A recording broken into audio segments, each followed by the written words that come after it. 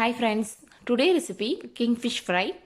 வீடியோக்குள்ளே போகிறதுக்கு முன்னாடி இது வரைக்கும் நீங்கள் ஃபாரிஸ்ட் டைம்ஸை சப்ஸ்கிரைப் பண்ணலைன்னா சப்ஸ்கிரைப் பண்ணுங்கள், லைக் பண்ணுங்கள், ஷேர் பண்ணுங்கள், கமெண்ட் பண்ணுங்கள், மறக்காமல் பக்கத்தில் உள்ள பெல் ஐக்கானை கிளிக் பண்ணுங்கள். தேங்க்யூ.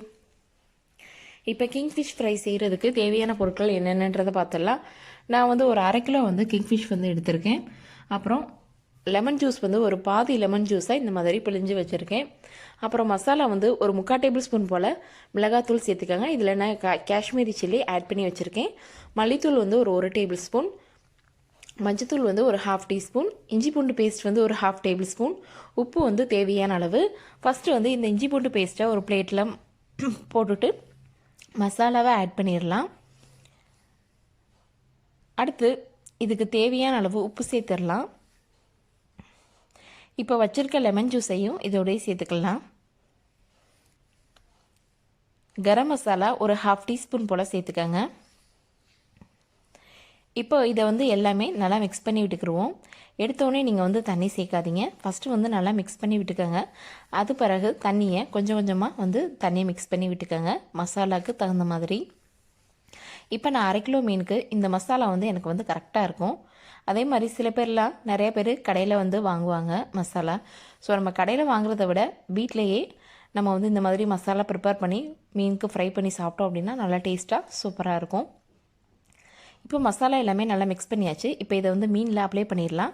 அப்ளை பண்ணிவிட்டு ஒரு 10லேருந்து ஒரு 15 நிமிஷம் வரைக்கும் நீங்கள் அப்படியே விட்டுருங்க, மீனை மசாலா தடவிட்டு. அதுக்கப்புறம் ஃப்ரை பண்ணோம் அப்படின்னா நல்லா அந்த மசாலா எல்லாமே நல்லா அந்த மீனில் அப்சர்வ் ஆகி நல்லா டேஸ்ட்டாக நம்ம ஃப்ரை பண்ணும்போது நல்லா டேஸ்ட்டாக சூப்பராக இருக்கும். இப்போ இதே மாதிரி எல்லா மீனுக்கும் மசாலா தடவி வச்சிடலாம். காஷ்மீரி சில்லி போட்டோம் அப்படின்னா இன்னும் கொஞ்சம் நம்மளுக்கு கடையில் வாங்குற மாதிரி நல்லா ரெட் கலரில் இருக்கும். அதனால தான் காஷ்மீரி சில்லி ஆட் பண்ணிக்கிட்டேன். இப்போ இது ஒரு 10 நிமிஷம் நல்லா ஊறிடுச்சு. இப்போ இதை ஃப்ரை பண்ண ஆரம்பிச்சிடலாம். இப்போ ஒரு பேனில் ஆயில் சேர்த்துக்கலாம். இப்போ ஆயில் சூடாயிடுச்சு. இப்போ நம்ம வச்சுருக்க மீனை இதோட சேர்த்துடலாம். இப்போ மீனை போட்டு மீடியம் ஃப்ளேமில் வச்சுருங்க. நல்லா ஃப்ரை ஆகட்டும் மீன். ஹை ஃப்ளேமில் வச்சோம் அப்படின்னா நல்லா கரிஞ்சிரும். ஸோ அதனால் மீடியம் ஃப்ளேம்லேயே வைங்க. இப்போ ஒன் சைடு நல்லா குக் ஆயிடுச்சு. இப்போ இதை பரட்டி போட்டுடலாம்.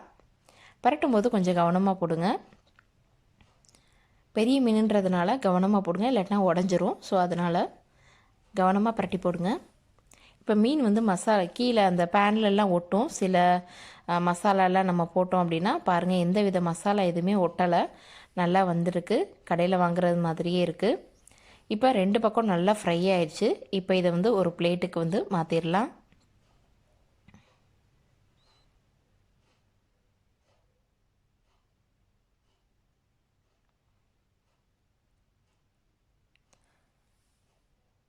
Okay friends, kingfish fry ready ஆயிடுச்சு. கண்டிப்பாக நீங்கள் ட்ரை பண்ணி பாருங்கள்.